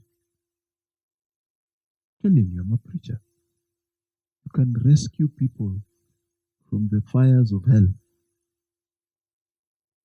They will always forget. That thing troubled Jesus. Just, are you the only one who got healed? He said, no. And he says, you have been made whole. Whole. See, there's a difference between being healed from leprosy, being made whole. Because if you know leprosy, it eats at your skin, right? So you can heal still mbondeka. And a lot of people, that's how you live your life, mbondeka.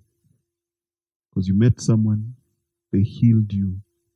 And because your biggest problem had been dealt with at that time, you never went back. These guys went back.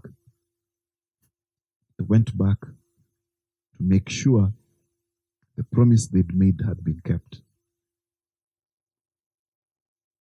Now, if you look at your life, the number of people who've helped you out, whether it's in advice, whether it's in money, helped you pay rent, and ask yourself, how often are you there for them? Just ask yourself. Realize there's a problem. This is not the caliber of people who makes it to the promised land. No. Because you've got so many debts of love unpaid. Unpaid. Even your debt to your watchman, hakuna. Don't even know the name of your watchman, just drive past. You never given him food, never given him anything. Too many debts unpaid. So Rahab the prostitute, you know the story of how she was rescued, but I want you to see the integrity of the rescuers. And ask yourself, is that the kind of person you are? See, David is an interesting guy. David gets into his kingdom, then he remembers his friend. He's made it. He's made it in life. What God promised him has been done. And he's sitting in his palace. He remembers, wait, had a friend, long dead. But is there anyone from his house? Is anyone from the house of Jonathan that I can show kindness to? The story is interesting. They find a worthless guy. His feet are broken. He can't walk for himself. He can't do anything for himself. David says, no, you will eat with nobility. I will restore to you what your father lost. Not because of how good you are, but because I owe a debt of love to your father. Yet today, you hear sit. Sit here because someone gave you an opportunity in school. Sit here because someone gave you your first job. Sit here because someone gave you a break. Sit here because someone said, I recommend this person for this job. And then now suddenly, it's yours. Suddenly you belong to yourself. Not lifted and propped up by people. Then you forgot.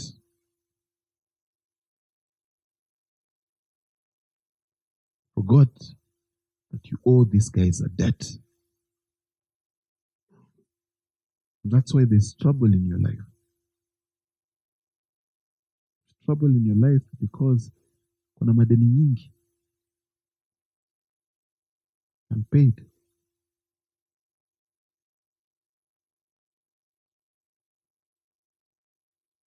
Were good to you, stood by you, walked with you.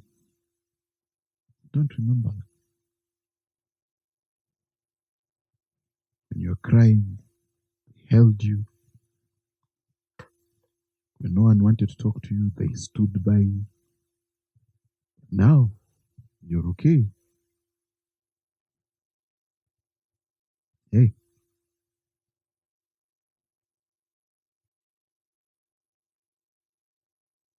Remember them. Because now, Joshua chapter 3. Are you guys okay? Mmekuja rafe? Sijali, you're about to be saved by the bell. I have 2 minutes. Huh?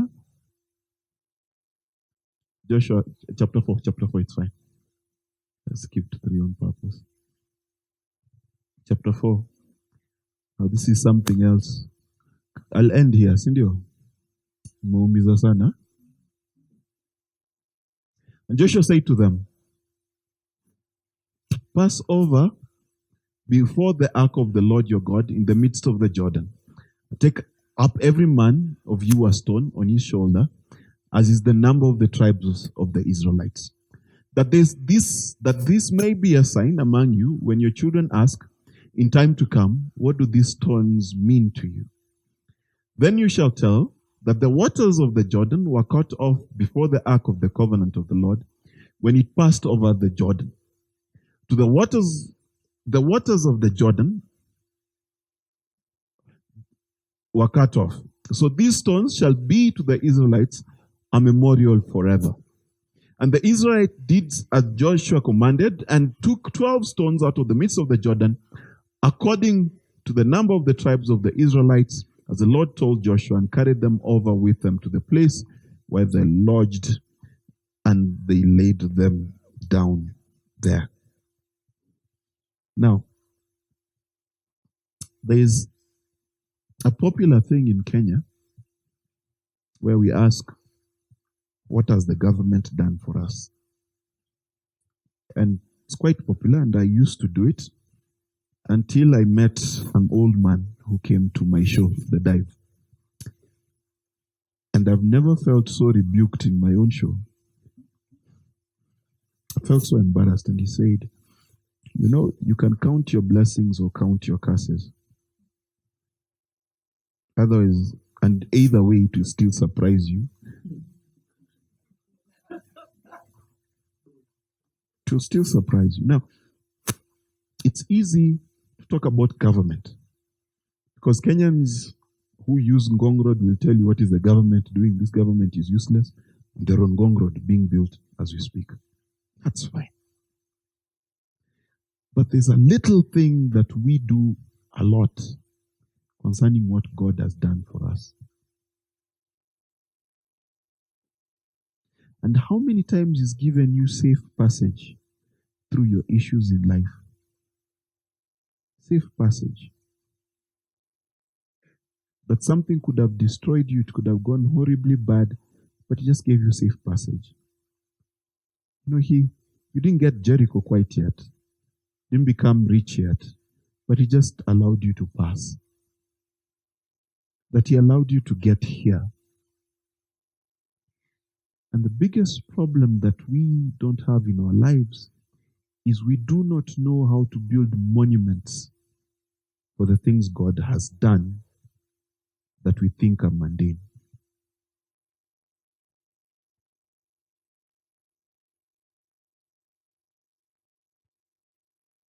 Allow me to use your example, because I told you I'll answer your question. He came to me many years ago, 3-4 years back now, 3 years back. He told me, I have nothing. Nothing in my life. I just finished school. There's no hope of going to school. What can I do? We started a journey, right? But recently he tells me, I'm sad. I asked him why. And I asked him to look back at his life. Look at everything. Look at yourself from head to toe. And you tell me if God has not given you passage. And for each one of us here, I want you to ask the question, hasn't God given you passage? Aren't you better than you were a year ago?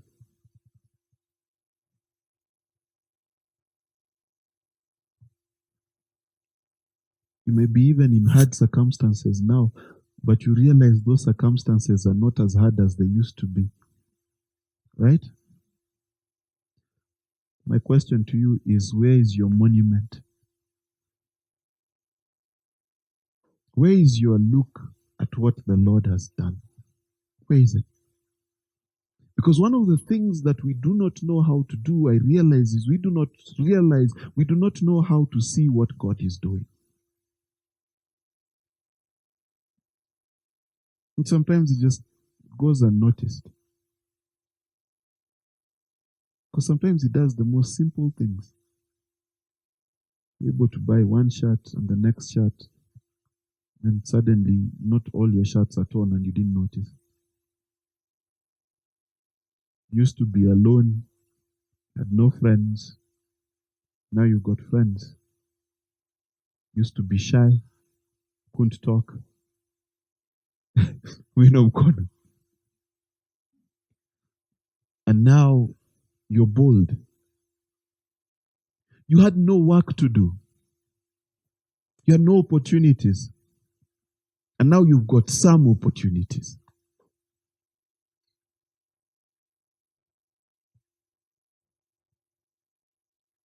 Do you know how to build a monument to God? Do you know how to make what God has done important to you? Because it's easy to miss what God has done. It is easy to miss that it's actually a privilege to sit and hear God's truth. There was a time you used to seek for this very moment. And now you have it and you've forgotten.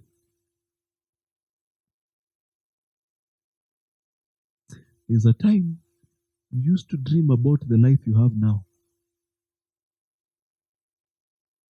There was a time what you're living now was your dream.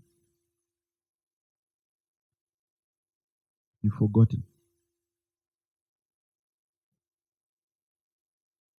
Now I look at all of you and I can tell you the testimonies, those most of you who've stayed with us.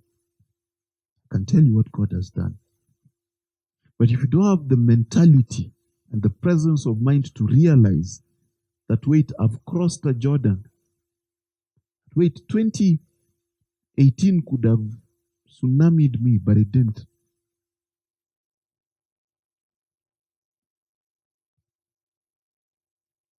And you just forget to build monuments to God. You forget that He's carried you through. And all you can focus on is how you don't have Jericho yet. Because notice where the monument is being built. It's being built for passage. One wonders, mngekatu hizo mawe, ikwe bridge, stepping stones. But in life, it's easy to forget the safe passages we have. It's easy to forget the little journeys God has taken you through. It's easy to forget that you know, have you ever looked at your pictures 10 years ago and you wondered how you used to dress?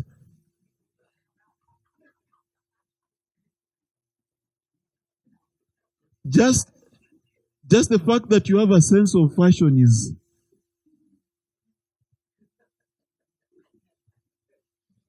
Somebody looked at my video for Finger of God.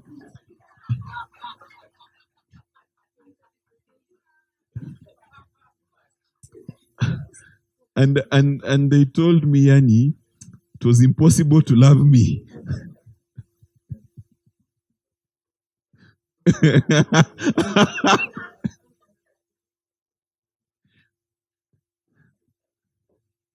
But you forget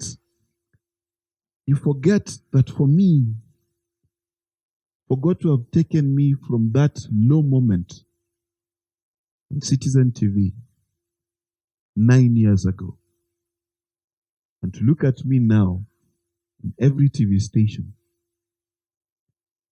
you realize that He took my ashes and gave me beauty.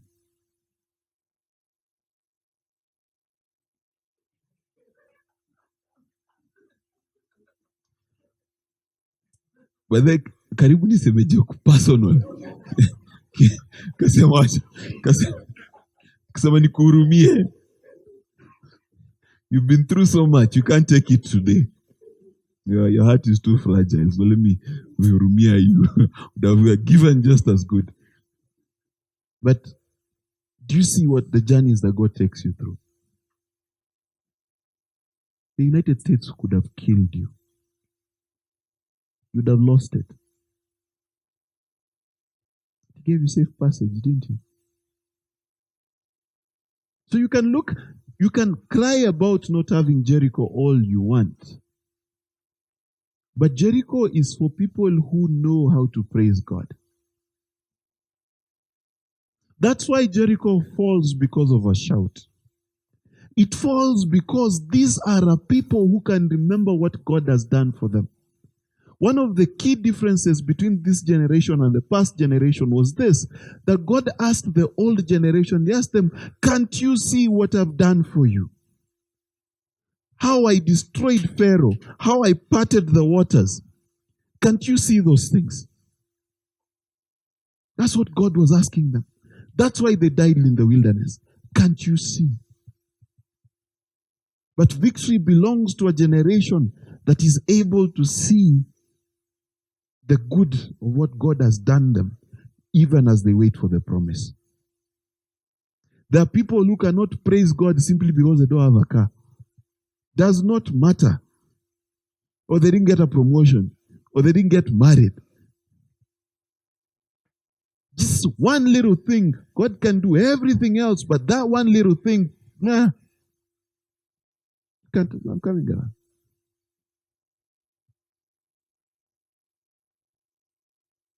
Jericho falls at the feet of those who know their God. What do I mean by knowing their God? Knowing their God is not a knowledge. Or the way you know your president. It's not knowing God. Knowing God is being able to tell from experience that this is the God who parted the waters for me. This is the God who I would have failed high school, but He didn't. This is the God who I would have gotten pregnant when I was 15, 16, whatever, but He took care of me. This is a God who, when I used to drink and drive drunk and drive onto a roundabout like I did many times, but He kept me. He kept me. That God is who I know. I know the God who takes me out of the pit. I know that God. So that God I know. That's who I live. That's why it says, those who know their will do. So why are you not doing exploits? Because you've forgotten your God. You don't know Him. So you don't trust Him. How do I know you don't trust Him? Because He's paid your rent. You're now 45. He's paid your rent. But you're still panicking about rent. You don't know your God.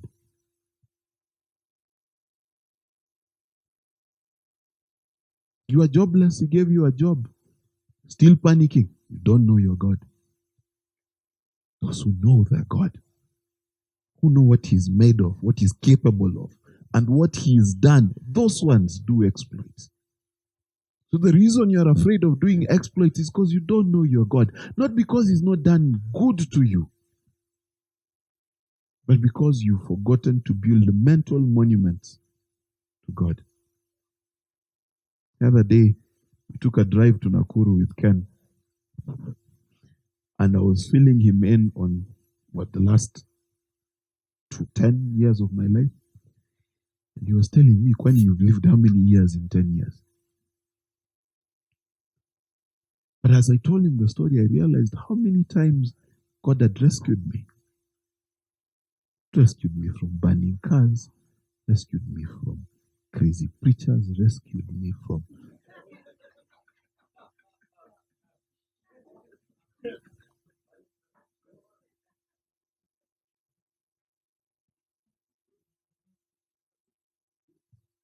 So count. You ever count how many things are missing in your life? It's a waste of time. Or count what God has done. Because then you will know your God. You will see how many times He's rescued you. How many times you could have died. How many times you could have slept hungry. How many times you could have been jobless and He was there for you. Then use that strength to conquer Jericho. Now, to conquer Jericho, because I must finish Jericho today. Give me 10 minutes. Is that okay? They went around Jericho 6 days. Every day went round it. I spoke last week, this speaks of a patient people. See, a lot of the time, if you apply for something twice, you give up, right? Nimejaribu kwenda UN, nimeapply mara tatu, nimesurrender, right? Okay? If any of you tried something that big 6 times, how many of you are still doing it? The people who conquer Jericho are patient people. That's one. Number 2, they're obedient people. That they will keep doing what they were told to do even if the results don't seem forthcoming. This is the problem that we have with your microwave Christianity.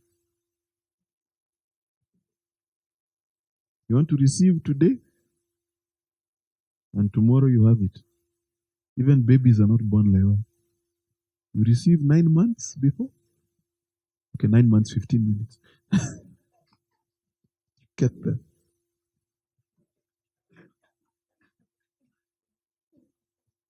Okay?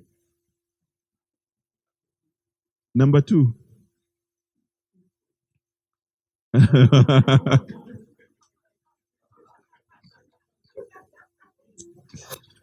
Eddie, please edit it from everything. Listen. So number 1, they're patient. Number 2, they are obedient. But number 3, which I see lacking in a lot of Christians, is they're consistent. They did the same thing, the same way, every time. And a lot of the time, Christians don't have the patience to do the right thing until fruit comes. You wake up every day and you follow your plan. You wake up and you save 10 shillings, then it became 20 shillings, then it became 30 shillings. You keep doing that until your dream comes true. Got to be consistent. Which is why I have the biggest problem with Christians who are late, Christians who today you did a good job, tomorrow you did a half job. Consistency.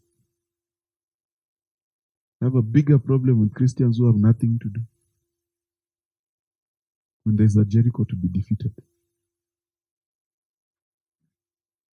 When you don't know what to do, you get up in the morning and you go around Jericho. That's what you do. You know what I just said? This time you have entertainment, consoling each other, do what all the time. Where do you get this time? Mimi nakuona una shida chungu nzima. Free time chungu nzima. How do they match? I don't understand.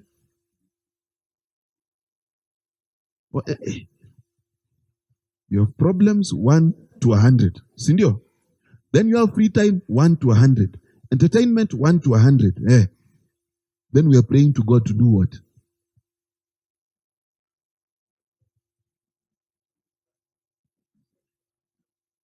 I am not talking to one person. I'm talking to 90% of you, so don't take it personal.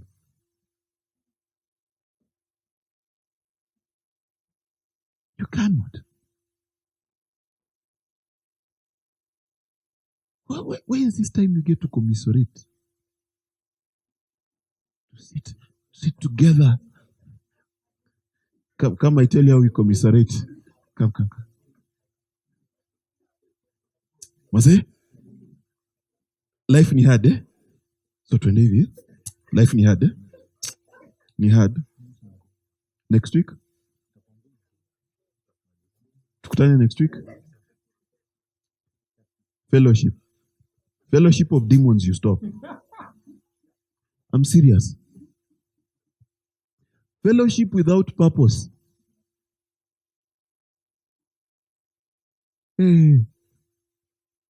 Tukubaliane? Because there's a lot of commiserating. To keep each other company. That's all we want to do. Watu nakutana nao Sunday. Okay? You tell them. From now on, there's a purpose and a function why we meet. We don't meet because we are neighbors and we are the same age. No, it's a problem with the church. At sasa, tuko in a cell group. Because you are neighbors and around the same age.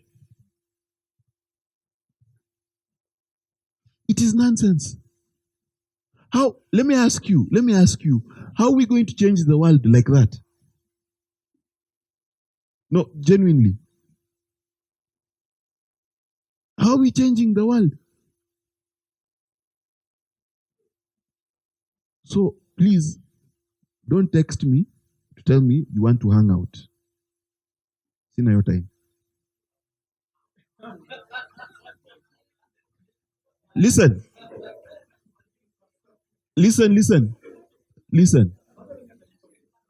You want to hang out? You want to hang out with me? We meet to do things. You understand? To catch up on what? But I know. Don't you have the Holy Spirit? Tuelewane. Listen. We can meet anywhere, by the way. We can meet in a bar. We can meet in a club. No problem. But we are doing stuff.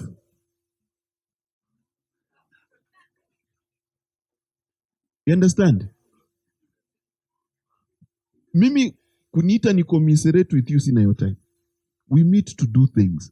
Do you know why? I don't know who told human beings that entertainment is separate from work.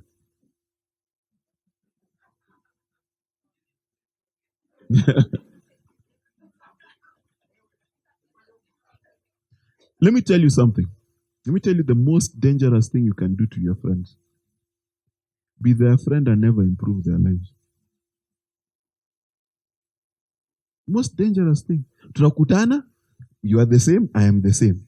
1 year, 2 years. Then the only thing we can count is how long we've been friends. Tunakutana, uko kwa Karumaindo. Bar and lodging, wamekuuzia ka lodging hapo ukaange. Tunakutana, we are friends 5 years.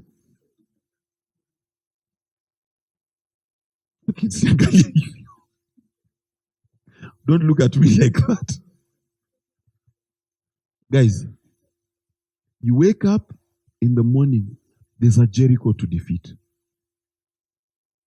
The reason why you wake up every morning and you go around it is because you tell yourself every day you're not giving up. You tell yourself every day we're going to fix this. And the reason why you go around it is you got to keep it moving. Never stop. Never stop. Because Jesus promised you that out of your belly shall flow rivers of living water. So your life must be a river. You must keep it moving. You never stop. So there's a hard problem. You wake up and you get up and you do it again. See, we've been trying to get our production off the shelf for years. There's always something, a tsunami that hits us. Money delayed, you what? But every time, Mark atawapigia sema, tuanze tena. Because that's a Jericho. So we go around it. You don't quit. You make jam, only 2 people buy, you wake up and you do it again. The principles of Jericho. You don't get to sit on your laurels and say, hey. You remember when you passed the Jordan? Hey, those were the times. You know what? We are Jordan mates, manze. Tukanga Jordan pamoja.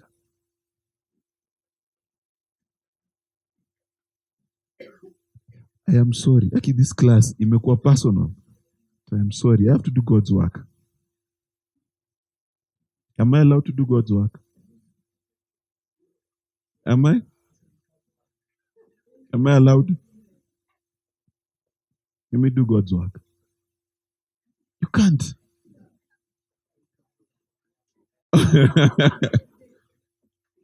What you are called to do. Because Jericho represents a problem that you've been unable to solve for years. It represents a problem which the walls of which you cannot think of climbing, you can't think of going under it. You just have no way of dealing with it. And each of us has those things. Sometimes it's about money, it's about jobs, it's about our character, it's about addictions we have. So what you've got to do every day, you've got to wake up and go around it. Say, I'm not going to let you stand in my future anymore. Then one day will come, the 7th day, the day of rest. Day will come, and because of your faithfulness, and because you are at the right place at the right time, those walls will fall. You see, I was watching a documentary about the former president. Was it a president or whoever of Vietnam? I read about his life. I kept wondering, how did this guy become president? Have you ever thought about those things? Let me give you an example of Uhuru Kenyatta, right? Uhuru Kenyatta failed as MP. Failed to run as president. Then I kept wondering, how did this guy make it? Do you know what I realized? The guy is very good at going around Jericho. Very good. The guy is very good at failing, getting up and doing it again. The one thing he's good at. The trouble with us is we've ignored our Jerichos. We've ignored our Jerichos. Because you see what happens is outside Jericho, so Jericho is here, come Jericho. This is where Jericho is. Impenetrable fortress, right? Now outside Jericho, they found food, right? Because man ceased, so they could eat. See, For the first time in 40 years, these guys had found a place where there was water and food enough. So they could have stayed outside Jericho. There was enough land for them to live outside Jericho. Weren't they living? So to them, Jericho might have become an option. Let's not deal with it. Because outside is somewhat comfortable. But I'm telling you, as a group, remember I started with brothers? Shall not find rest until your brothers find rest. So does that tell you? That if Hez is my brother, and Hez's biggest problem is afraid to start businesses, what's my responsibility? To teach him how to start business. That's going around his Jericho. Tuko sawa? Hello?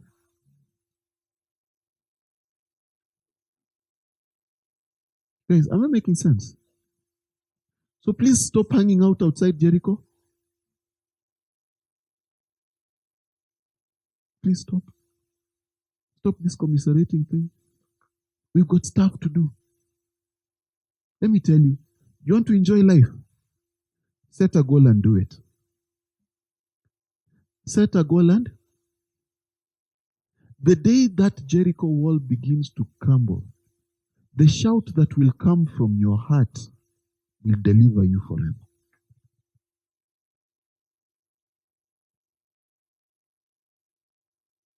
So please, do yourself a favor. Get circumcised and start dealing with your Jericho. So, let me apologize for running roughshod on you. I am sorry you are hurt. But I'm saying this from the bottom of my heart. It's the best thing I can do for you. It's the most loving thing I can do. That's what you need. You need a swift kick on your backside so you can do what God called you to do. Let me tell you, what God called you to do is life and death for someone. See, for us who've gone to Baringo, we've seen what obeying God can do for people, right? You see it. Now, can you imagine if we were too broke to go? You understand? This thing is not about you. There are literal people who are dying because you are not getting your act together. Literal people who are dying because you're not getting your act together. So I can feel sorry for you or I can feel sorry for them. I choose them. Because they don't have the privilege of hearing God's word. They don't have the privileges you have. Now for their sake, find your cross and die so they can be saved. Garang swali you ulize first thing in class next week. So,